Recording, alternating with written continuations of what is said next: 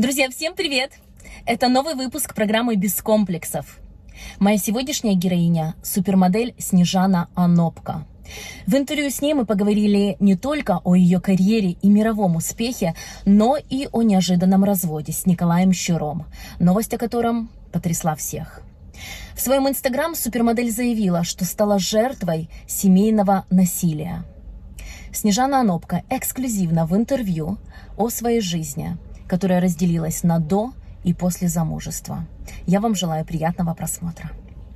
Все, знаешь, вот как ожидали, какая же будет у нее личная жизнь. Я иду резать себе вены. Мужчина был еще до твоей карьеры. Он бегал где-то и приехал в Киев с бегов. А как ты с Сашей рассталась? Ты понимаешь, что ты был лохом. Он там якобы ближнее окружение Януковича. Он заработал на мне 80 тысяч. Вот что говоришь, ты похудела и стала 40 килограмм весить. В Монако мне разбил голову. На почве чего? Я могу быть только вдовцом. Я просто поняла, в какое говно я вляпалась. Привет. Привет, Снежиночка. Приветик. Спасибо тебе большое, что ты пришла. Тебе спасибо. Можно мне еду без газа? Водичку без газа, да? Да. Давайте 2 савиньона. Снежана Онопко, 33 года. Супермодель, вошедшая в десятку самых успешных моделей мира. Лицо Шанель, Дольче Габбана и Гуччи. В 16 лет уехала из родного Северодонецка в Киев. В 18 лет с ней подписала контракт ведущее мировое модельное агентство DNA. Снежана переехала в Нью-Йорк и летала участвовать в модных показах и рекламных кампаниях топ-брендов по всему миру. Но на пике карьеры Снежана потрясла мир новостью о свадьбе с украинцем Николаем Щуром. Через несколько лет после замужества карьера Снежаны остановилась. Она выкупила свой модельный контракт и полностью перестала работать. И вот после 10 лет брака Снежана сделала шокирующее заявление о грядущем разводе и домашнем насилии в ее семье.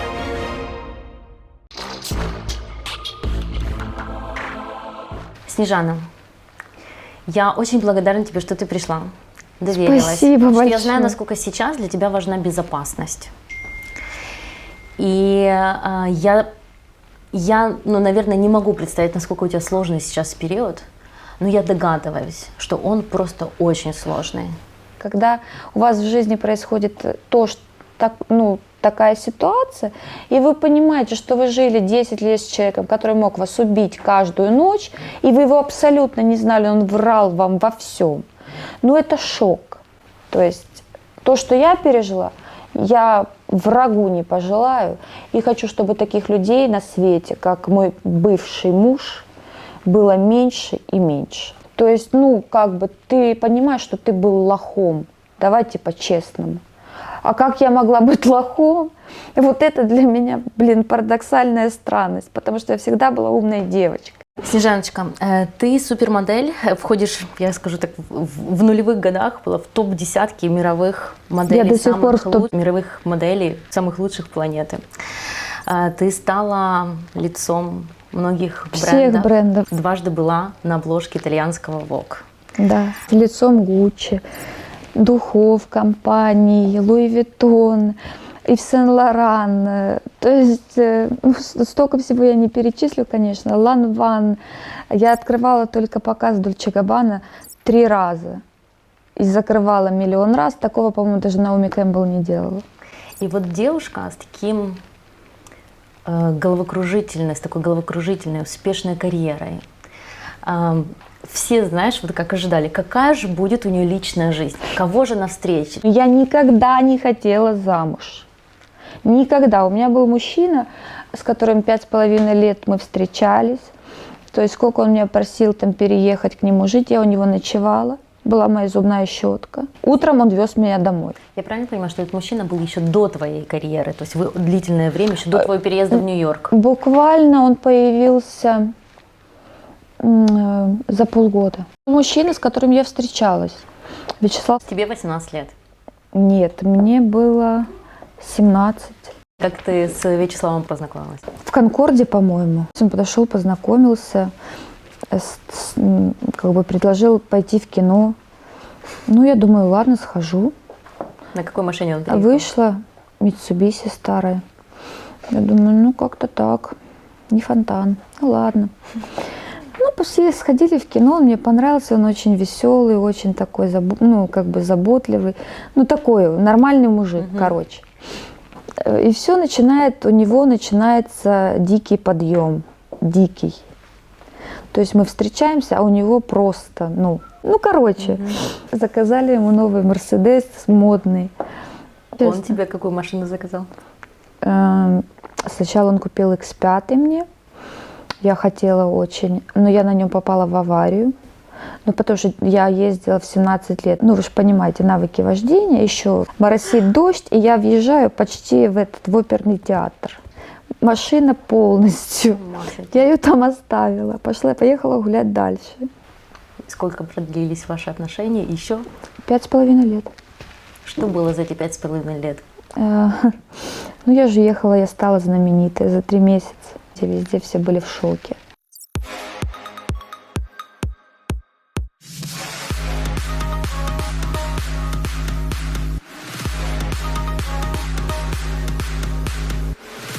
Как это быть супермоделью? Такая ситуация произошла, что у меня был неудачный опыт. Я съездила в Японию, сняла Шисейда. 14 лет, да? Да, мне не заплатили, еще оклеветали. Я еле оттуда улетела. И работа настолько в Японии тяжелая. Слушайте, они вообще не понимают, они считают, что люди роботы. Короче, я еле улетела и сказала, это не мое, я не хочу. Вообще.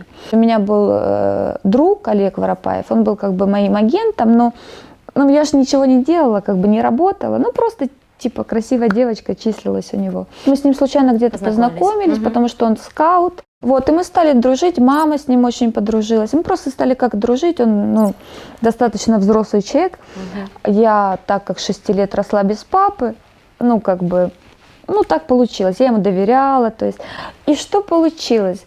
Мне подарили машину, я приехала ему ее показать. Я говорю, Олежка, я заеду, покажу тебе X5. Я еще с 2 косичками, помню, в такой юбочке коротенькой. Ребенок ребенка. А у него был Алекс, который на тот момент работал на DNA скаутом. Вот, и он там типа, Снежок, давай сделаем фотки, еще что-то. Я говорю, нет, мне не интересно. Сколько лет меня уговаривали, да, после Японии. Я говорила, нет, это не мое, я не хочу вообще с этим связываться, и хочу другую жизнь, еще не знаю какую, но другую. Хотя я всегда хотела быть богатой и знаменитой. Он говорит, что тебе не попробовать? DNA-агентство, Наташа Водянова, Линда Евангелиста, Каролина Куркова. Я говорю, ладно, для фана давай. Так чисто полароиды какие-то. Когда он показывал, он меня не хотел показывать, потому что понимал, что я особо никуда не поеду, для него это облом. Вот. Из всех, знаете, как делают на паспорт кучу маленьких фотографий и куча девочек. И хозяин агентства говорит, мне нужна вот эта девочка. С ума сойти. Я сказала, нет, не поеду я никуда. Они приехали сюда за мной, познакомиться с моей семьей, все объяснить. Они были очень приятными людьми, а я подумала, почему бы мне Нью-Йорк не посмотреть, сделать шопинг, как бы неплохой вариант. И таким образом я уехала, хотя в самолете сидела и думала, что я здесь делаю, я ненавижу летать, уснуть не могу, ничего не могу, хочу курить, и вообще все не так, и нафига я туда прусь. В тот момент как раз у тебя были отношения с Вячеславом. Да. Он тебя отпустил. Отпустил, все проплатил. То есть он мне оплатил гостиницу, бизнес-класс, это правда. Я не жила никогда в модельных апартментах, это было не для меня. Он говорит, слушай, я тебя люблю, естественно, у тебя ничего не получится, но съезди в Нью-Йорк посмотри. Я же Снежана, я же сходила по магазинам, все купила. Первый же день в Нью-Йорке. За неделю я скупилась. Думаю, что делать? Вот что мне здесь? То есть у меня тестовые съемки. Я пошла на одну, льет дождь, меня заливает.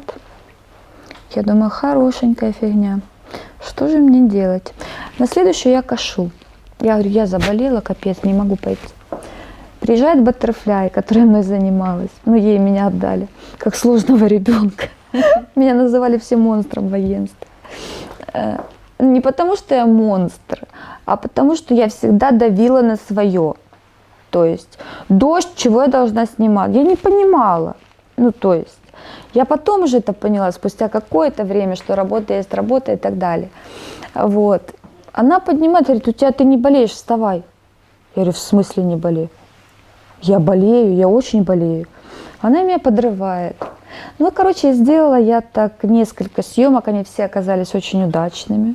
Ну, короче, через 2 месяца, я думаю, ну и что? Я говорю, все, я валю, я не могу больше. Я хочу уезжать, все, покупаю билет. Приезжаешь в Уезжаю. Киев обратно, да. Нет, я не приехала. Я потеряла паспорт, когда я хотела купить билет. Хороший знак. А паспорт восстанавливается в Америке, белый документ, чтобы я могла вылететь 3 недели. Мгм. За эти 3 недели я прихожу в агентство и говорят, тебя очень хочет видеть ассистентка Стивена Мейзала. Но, говорит, она настолько сложная дама, ей обычно никто не нравится, она очень сложно разговаривает так. Я говорю, ну хорошо, я пойду. А у меня была сумка Шанель, а она была тогда у Мадонны такая модная, с карманами, Шанель значок. Ну, короче, я прихожу с улыбкой, веселая. И мы с ней находим такой контакт, и у нее тоже эта сумка. И она говорит, Снежана, это сумка. Хотя я не говорила по-английски, я только слушала. Вот я только У хотела меня об этом был спросить. страх. И я с ней начинаю разговаривать. Короче, и все у меня просто. Она звонит в агентство, это чудо-девочка, завтра ее хочет видеть Стивен Мейзал. Но она делает полароиды. Я прихожу в студию, они снимали Валентина. Я к ним захожу, они мне улыбаются. Все, мы познакомились. И Стивен звонит и говорит, я хочу Снежану на эксклюзив. То есть он берет меня на Дольче Габбану, на Праду. Мне приходит, у меня виза была на 3 месяца, приходит этот белый паспорт, мне надо вылететь и срочно поставить визу, потому что он меня зовет на обложку итальянского Vogue. Все говорят, это нереально поставить за неделю визу. Итальянский Vogue мне пишет, Стивен пишет, пожалуйста, дайте ей срочно визу. И мне дают эту визу. Я улетаю, снимаю, еще что-то с ним снимаю. На показах меня все ждали, чтобы вы понимали. Все ждали Анопка. Вот. В общем, да, вы знаете, так складывается, наверное, только в сказке. Честно, если бы мне рассказали, я бы не поверила. Я хотела улететь искренне. То есть, и как так можно было потерять паспорт, то ли мне украли его, я не знаю. Это был, знаете. знаешь, знак судьбы. В 18 лет я заработала первый 1 миллион, заключила контракт с Шисейдо. Я понимала, что у меня куча денег. То есть параллельно я же еще снимала. Тебе на карточку пришел 1 миллион?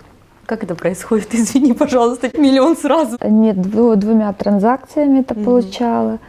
Да, И, то есть, и вот ты в 18 лет стала миллионером.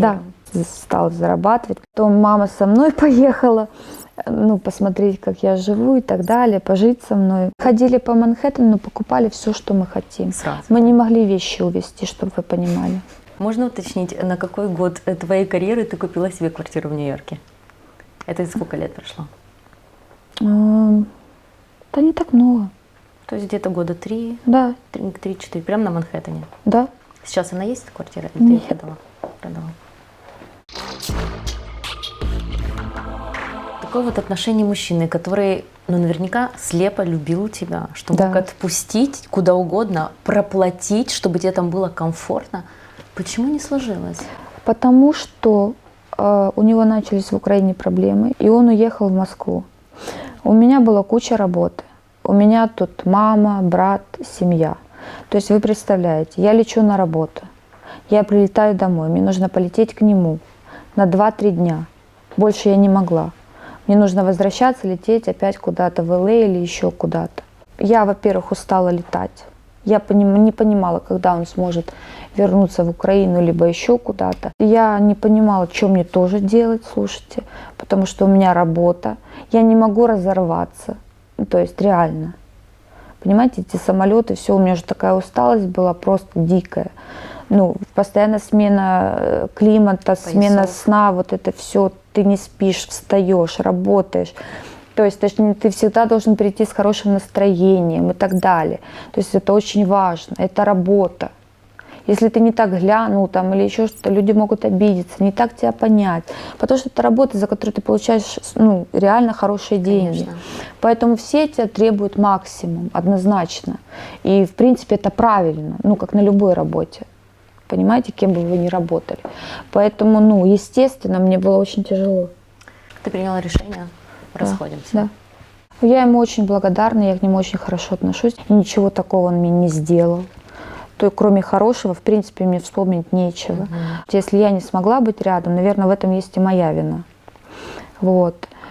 Мне было тяжело очень, 7 месяцев. Потом появился Саша Онищенко. Когда он узнал, что я рассталась, он меня пригласил на показ за немалые деньги поучаствовать в Зухар Мураде.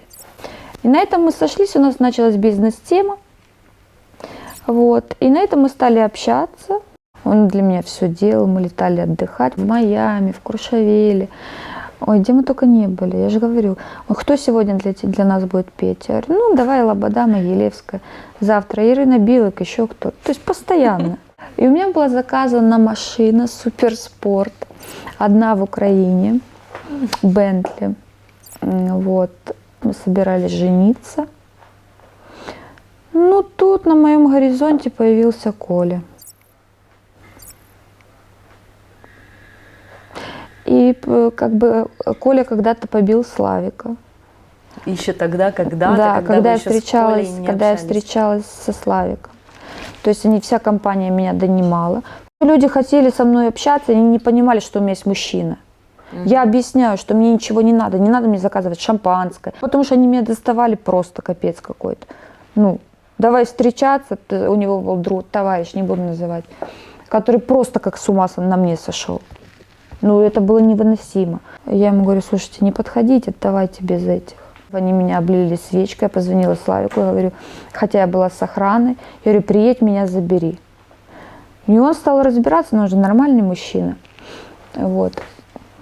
И, ну, я выхожу, и Коля бьет его сбоку. Я начинаю орать, потому что у Славика разбито лицо, 2 пальца сломано. Ну, и вот так вот получилось, да. Мы с Колей перестали общаться, ну, вообще даже я особо никогда его не замечала, не здоровалась. Ну, и в какой-то момент я приехала в Икру с подружками на новой машине этой, а все мне звонили, задавали вопросы по поводу этой машины. Она же одна в Украине, Суперспорт, они только ее выпустили, двухместная, спортивная, то есть полный этот. И все звонят за эту машину. С Сашей мы тоже что-то поругались или что, я не помню. Вот. Ну, и я смотрю, что Коля все время смотрит. Я говорю, девочки, давайте валить в другое место или куда-нибудь. И он где-то берет мой телефон и звонит мне. Я говорю, слушай, ты тоже хочешь узнать за машину? Давай сразу быстро, я все расскажу. Он говорит, да нет, я хотел бы с тобой пообщаться. Ну и так мы как-то стали общаться. Он меня отвез домой. И лег у меня спать. До этого у меня никогда Славик ночевать не оставался, чтобы вы понимали. И все, больше он не уехал. Год мы жили у меня дома. Подожди, а как ты с Сашей рассталась? Что ты ему сказала? Коля ему сказал. Коля позвонил Саше и сказал? Саша звонил, Коля взял трубку и сказал, сори, уже бизи, вумен. Короче, мужчина решительный такой, взял, да? Да, то есть он уехал и все. Он офигел, наверное, что я так поступила. Ну и все, как бы. Ты была с этим согласна? Да. Не поверишь, да. Ну вот так, не знаю как. Но ты понимала, ну вот как, ну вот знаешь, то есть все равно, вот, когда встречаешь человека, ты все равно пытаешься там через знакомых, через кого-то там уточнить, что он за человек, откуда, что за бизнес, и есть ли он, и вообще как У него не было украдено бизнеса, он или... пришел, он бегал где-то. И приехал в Киев с бегов. И мы с ним познакомились. Ну, тогда же вообще говорили, что он там якобы там ближнее окружение бывшего президента Януковича. Тогда ничего у него не было. Это стало намного позже. Намного позже. Не было у него ни денег, у него была одна машина, он пришел с бегов. Короче, через год я вышла замуж за Колю. 2011 год? Да. Как развивались ваши отношения? С Колей? Да. Он достаточно быстро, стремительно, как бы я сказала. Но опять-таки, вот сейчас я, допустим, узнала, об этом все знали 10 лет, и все скрывали от меня. То есть, когда я сказала, что я хочу красную Бентли поменять новую, на новый Кайен вышел, Я говорю: Коля, я хочу машину поменять. Он говорит: ну хорошо, я доплачу. Я еще про себя подумала, как бы, а что доплачивать? Бентли дороже стоит. Ну ладно, думаю. Он мне сказал, что он доплатил 40 тысяч, то есть я получила Кайен. А сейчас мне рассказывают, что я знаю, у кого он поменял машину и заработал на мне 80 тысяч. Это было прямо перед свадьбой. Если бы я об этом узнала, никакой бы свадьбы не было. Это однозначно. То есть вы понимаете, как можно собираться жениться, да, вообще, и так иметь свою будущую жену. Это очень похоже на моего батю. У меня к папе особое отношение. Я не могу сказать, что я его люблю. Мне тяжело его назвать папой. Папа гулял. Деньги на свадьбу были подарены мамиными родственниками. Давайте с этого начнем. У меня дедушка был начальником на комбинате тоже, и бабушка была при должности, при такой, что мы были очень обеспеченной семьей для Северодонецка. У нас была шикарная квартира, видеомагнитофоны, телевизор, машина и так, то есть все было. В 6 лет папа ушел. Вот, у нас, когда папа ушел, был очень сложный момент в жизни у мамы, у меня. Вот, папа оставил нас без ничего. 1 диван, 2 кресла, я помню. И я помню, как мама пыталась забрать светильники с балкона, там, где мы жили, в той квартире. И он еще с балкона не скинул. А я сидела на диване маленькая, я подбежала и стала кричать. Для меня это осталось в памяти на всю жизнь. У меня зрение упало на 50%. Давление было, как у мертвеца. Мне когда померили, доктора были в шоке. Мама очень тяжело все переносила. Поэтому я говорю, я не могу об этом говорить, это не моя история. Когда папе нужна была пересадка печени, естественно, Снежана его лечила в дорогой клинике, чтобы сделать эту пересадку. А потом помогла на пересадку. Естественно, мне звонят, когда нужны деньги. Сейчас он мне позвонил и говорит: а что ж там у тебя происходит? Я тебе давно говорила, надо расходиться. Я говорю: с каких пор, пап? Ты чё? Я говорю: ты мне сейчас советы будешь давать? Я говорю: ты в себе разберись. Мне советы давать не надо. Я его уважаю, он мне дал жизнь, и всегда, чем я могу помочь, я помогаю. Вот так. Я очень добрая, всех прощаю. Всегда. Это моя большая ошибка. Он стал меня сильно бить после свадьбы. Побил меня буквально в гардеробной у меня через месяц, может. На почве чего? Да он такой человек. Ты понимаешь, ты ему слово, у человека плохое настроение, он начинает взрываться. Ты сидишь и не понимаешь, что ты сделал. В Монако он мне разбил голову. Я ходила в панамке. Но с твоей стороны это была любовь, прям вот такая слепая. Мне казалось, что это любовь. Это была какая-то зависимость. Не знаю, как это назвать. Сложно объяснить, как это произошло и что произошло. И почему я столько лет терпела. Когда мне задают этот вопрос, он меня саму бесит, я не могу ответить. Понимаете? Поверьте мне. С 1-го года свадьбы, когда он меня ударил, я сказала: я хочу развод. Меня загасили еще больше и сказали: развода не будет. Я могу быть только вдовцом. Я женился раз и навсегда. Эту мысль потеряй. Я просто. И поняла, в какое говно я вляпалась. Что происходило дальше? Все просто. 2-й, 3-й, 4-й, 5-й год жизни вашей семейной, он протекал в каком Я стала среде? подстраиваться. Я стала бояться, я стала подстраиваться. То есть он заходил домой, я боялась, с каким настроением он придет. Ты понимаешь, такой страх выработался. Если он уже говорил не тем тоном, то я постаралась уйти наверх, чтобы ничего не произошло. Потому что любое слово, типа «как дела», может вызвать кучу агрессии в мою сторону, и непонятно, чем закончится. Я потухла, у меня не было сил. Я не могла работать. Все, я была уже морально истощена до такой степени. То есть мне звонят на работу, я не могу лететь на Луи Виттон. Вы понимаете, а потерять... Я и так много людей потеряла, люди такого не прощают в фэшн-индустрии. Просто не прощают. И я когда поняла, что я теряю людей, которые меня подняли, любили и так далее, потому что я не могу делать покер-фейс, улыбаться, у меня просто на это нету сил. Я засыпала в студии. То есть это ненормально. потому что я не сплю всю ночь.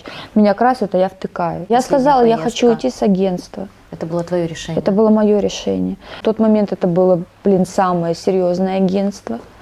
И потом, когда я отдуплилась, я поняла, что мне особо идти некуда. Прошло сколько лет. Понимаете? Снежана, в 2017 году Николай Щур избил полицейского. Вот сразу читаю прям новость. Это произошло прямо в отделении, куда Щур приехал забрать свою приятельницу, задержанную приятельницу. Ну, смотрите, это было 1 января. На Новый год я сильно заболела. У меня была высокая температура, грипп. В 8 часов он уснул на диване. Ну, я пошла спать, потому что температура, и все. Просыпаюсь, спускаюсь. Он лежит на диване, он поворачивается, он весь синий. Я побитый, весь. Я говорю, я не поняла, что-то пропустила? Что произошло? Он говорит, я ехал к другу здесь. Мы хотели выпить. Я проснулся, ты уснула. Вот. И меня, милиция сильно избила за то, что я что-то превысила. Я сегодня ложусь в Борис. Я приезжаю в этот Борис на следующий, наверное, день. То есть вся больная. Он говорит, так болеешь, давай я тебя отправлю в Карпаты, в твой любимый санаторий. Я пока в больнице буду лежать, пока то, сё и так далее. Я говорю, да, давай. Ну, то есть он мне сразу покупает, я сразу уезжаю. Я приезжаю, еще, по-моему, одетая, и, никогда не смотрю телек, никогда не смотрю новости, тем более, вообще мне это не интересно. Короче, я включаю и вижу своего супруга на экране, и вижу все, что происходило в Оболонском райотделе. Вижу девушку. Ты понимала, что это... Я сразу поняла, что это его любовница, сразу. Угу. У меня интуиция собачья. И я просто села от того, что он говорил, но мне, во-первых, стало очень стыдно. Я не могла понять вообще. Я понимала, что это видит вся страна. Что обосраться, так обосраться уже. То есть, и что с этим делать? А мне звонят журналисты, хотят от меня какого-то ответа, кто эта девушка, что. И а я не знаю, что мне сказать. По итогу я сказала, что это наша общая приятельница. И я попросила его поехать ей помочь и так далее. Короче. Это он тебя попросил об этом? Да. Как ты на это согласилась? Согласилась. 3 суток я сидела, не ела, не пила, не спала. 3 суток я просидела вот так вот. Угу. Потом все это прошло. Дело еще велось, но с него сняли арест, домашний там то и все. Он говорит, мне нужно в Будапешт, с ребятами, куча наших знакомых. Я говорю, да, конечно, лети. Вот. Он присылает мне фото стола, то есть куча еды, и там было очень необычный алкоголь. То есть я таких бутылок раньше не видела. И тут же мне присылают истории Анны Пинчук, где этот же стол с такого же ракурса, с таким же алкоголем, все один в один. Я ему пересылаю 2 фотографии. Я говорю, мне нужен развод. Он на следующий день вылетает непонятно как, то есть зовет мою маму, поговорить, и так далее. Мама говорит, зачем я вам нужна, коль это ваши отношения, я не хочу влазить. То есть, если Снежана что-то решила, то это ее решение, я не буду влиять на нее. Вот, тем более ситуация очень сложная, и ты раз соврал, сейчас получается совсем не так. Тогда он соврал, я поверила все равно, что это не любовница, конечно, и так далее. Вот. Но в этом случае все было очевидно, поэтому уже во что я могла верить? Обманывать саму себя и дальше? Приезжает мама, он садится в глаза и откровенно начинает врать. И что он говорит? Да все не так, Снежан, да это не моя любовница и так далее. Я говорю, послушай меня внимательно. Одну историю я схавала, я тебе сказала свое мнение по ней. Ты меня не услышал. Я говорю, в этот раз все закончилось. Я хочу уйти. Мама говорит, Снежана, поднимаемся, одеваемся, уезжаем. Я говорю, да. То есть я поднимаюсь, мама идет за мной на 2-й этаж, в гардеробную. И он начинает меня толкать, пихать. Мама закрывает меня с собой, и он начинает жестко избивать мою маму ногами. То есть у мамы разбито все лицо. По итогу я иду в ванну, я не понимаю, что мне делать. То есть все закрыто на 2-м этаже. Их охрана и так всегда закрывала на все глаза, никто бы не помог. Я иду резать себе вены. Он переключается на меня и говорит: я отпущу маму. Тоня, ну вы помните, что Снежана сидит здесь? По итогу мама вся синяя, маме больно сидеть, я маякую, мам, совсем соглашайся, мы идиотки, мы дуры и так далее. Вот. Я говорю, надо спускаться, я ей показываю маяками, надо спускаться вниз. Я говорю, Коль, давай спустимся вниз, пусть мама едет в больницу, пожалуйста, маме плохо. Вот. Я останусь, все будет нормально, она никуда не напишет, ничего не заявит. То есть, я не знаю, это Господь Бог помог. Короче, маму выводят и везут в Борис. У мамы переломы ребер, у мамы сильный, как это называется, струсс мозга. Сотрясение сильное. Мама Это вся шок. побитая, вся. Вы понимаете, когда мужчина бьет ногами, лицо все побитое, сережки сорваны, часы сорваны. Снежана, что было с тобой, когда ты осталась в доме? Когда я Ты осталась, ну, я сидела просто в шоке. Для Он вас. пытался со мной разговаривать. Он опять взял с меня слово, что я не уйду.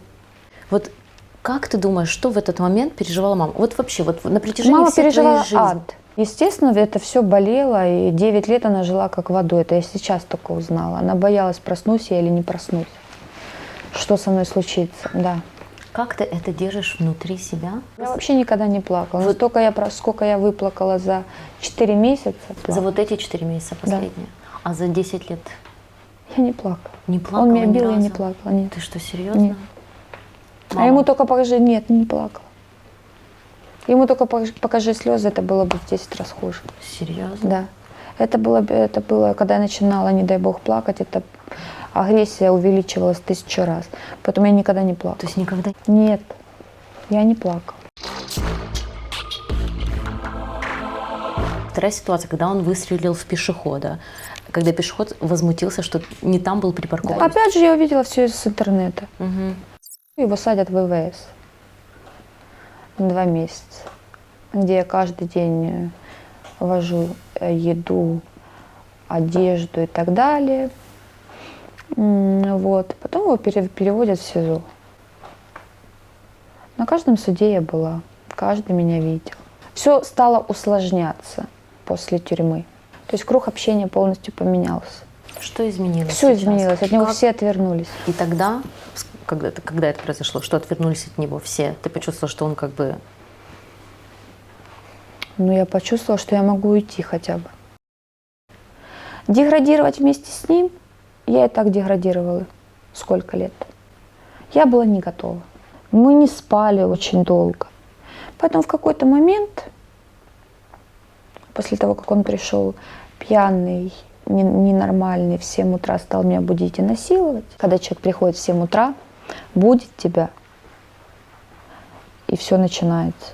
Еще он пытается тебя как-то разбудить, типа начинает бить, и вот это все. И для меня это сейчас вообще, тема такая секса вообще, она для меня закрыта. Короче, мне нечего сказать. Это уже был последний момент, когда я уже поняла, что это все просто меня задушит в один момент. Снежана, это шок. А у меня мама, Ренат, бабушка, мне есть ради чего жить, ради кого жить. Я нормальный человек абсолютно. Я никогда никому ничего не украла, не убила. То есть честно работала, зарабатывала, хотела для своей семьи лучшего. Для него всегда хотела лучшего, всегда его поддерживала. Вы даже не представляете, сколько раз. После очередного его загула и изнасилования, через день, по-моему, он уехал куда-то. Это было счастье великое, он не выходил особо. Я собрала маленькую сумку, мне казалось, что он сейчас вернется. Сумка такая Луи Виттон, 2 пары штанов, там кофточки, какие-то украшения, собаку, косметичку и собаку. Я уехала. Я ему соврала сначала.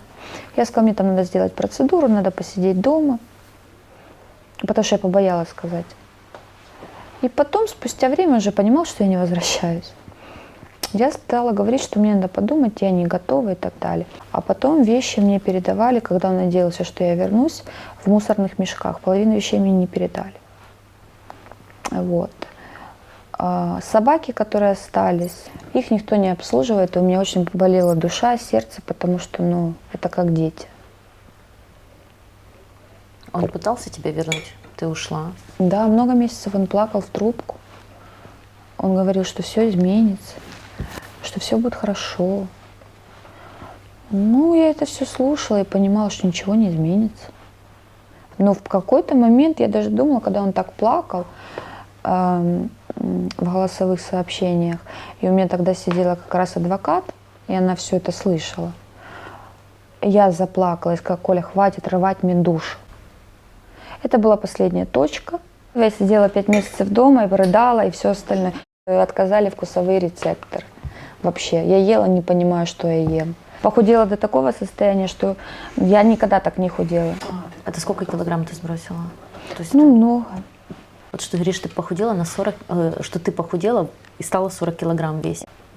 Ну, может, не 40, может, чуть больше. Тоже вообще такая тема ничего не веса, ела? я не хочу ее обсуждать. Потому что на нервах я очень сильно худею. Я хочу забыть это. Я для себя это сделала четким правилом, что это не любовь, это была привязка. Ну, просто эпизод затянулся, сори, на 10 лет. Понимаете? Вот что обидно. Если бы эпизод затянулся там хотя бы на 5, я уговаривала его всячески все сделать, отдать мне 2 машины, я отписываю весь бизнес и расходимся. Он не захотел. 2 машины твои, которые Мои. ты купила за свои деньги. Rolls-Royce куплен за мои деньги, да. Она Да. стоит на территории На территории его, это частная территория, да? конечно, да. Мгм. И я сказала, подала в суд на развод, у меня адвокат, все. И все. После этого мы не общаемся. Все ведет адвокат. Не видеть, не знать, не слышать я его не хочу. Ты столкнулась сейчас с этой ситуацией своей. Таких ситуаций у женщин очень много, к сожалению. Чего бы тебе хотелось, знаешь, вот как помочь вот этим женщинам? Возможно, связать это с какой-то социальной деятельностью. Возможно, я бы связала. связала, безусловно. Не знаю пока. Но пока я точно уверена, что я хочу помогать приютам для животных, потому что животных я безумно люблю, и они лучше, чем люди. Для меня лично. Вот. А что касается женщин, то да, безусловно, это трагедия. С этим надо бороться. Но должны бороться не только женщины, должно бороться государство, должны садить этих мужчин, а не отпускать. Семейная какая-то там потасовка, да ничего страшного. То, что женщину бьют, убивают, это все семейная потасовка. Поэтому есть куча моментов, когда страна должна восстать и все это подавить. Потому что одними женщинами, к сожалению, не произойдет чудо, ребят. Снежан, а какие у тебя планы вот после развода? У меня планы уехать за границу, начать снова работать. У меня для этого все предложения есть. Осталось, чтобы открыли границы. Я сейчас уже чувствую себя свободным человеком, чему безумно рада и счастлива. Я ожила. Я никому зла не желаю. Просто хочу, чтобы эта история поскорее закончилась. И зажить своей жизнью там, где я хочу. Перевести свою семью туда, куда я хочу. И построить свою жизнь иначе. Какого мужчину ты бы хотела рядом с собой? Каких бы ты ошибок, знаешь, не допустила вот уже На сейчас? данный момент я буду проверять все его детство, родителей, чем болел и так далее. А потом решу. Пока я не рассматриваю варианты какие-то замужества, это вообще закрытая тема, варианты каких-то отношений близких таких. Я тоже пока не рассматриваю, потому что мне была нанесена сильная травма, и я пока что боюсь подпускать мужчин к себе. Я понимаю, что не все плохие, скорее всего. Но я как бы отношусь с опаской. И Сейчас кто-то проявляет к тебе внимание? однозначно, без этого никак. Вот. Я этому рада, мне приятно. Я стала кайфовать от жизни, стала улыбаться, стала жить по-другому. Я почувствовала, что я свободна, я могу дышать. Свежий воздух. Да. Снежана, я тебе очень благодарна. Я тоже. Спасибо большое. Спасибо тебе большое. Ты, конечно, боец. Что я тебе скажу? Ты такая, знаешь, железная девушка. И, А что конечно, делать в наше время? я тебе желаю счастья, женского счастья Спасибо большое. за тебя. Тебе тоже. Спасибо. И вам, и вам. Друзья, так уж сложилось, что мои последние выпуски посвящены вот таким вот сложным разводам. И это имеет большой отклик. Спасибо вам огромное за ваши комментарии под прошлым видео с Еленой Войченко. Почти 1000 мнений. Это очень ценно. Огромное вам спасибо. Друзья, напишите, пожалуйста, в комментариях под этим видео, кого бы из героев вы бы хотели увидеть в следующих выпусках. А также поставьте лайк этому видео, если вам оно понравилось. И не забудьте нажать на колокольчик и подписаться на мой канал, чтобы не пропустить следующие видео. Я вам желаю хорошего дня. Люблю.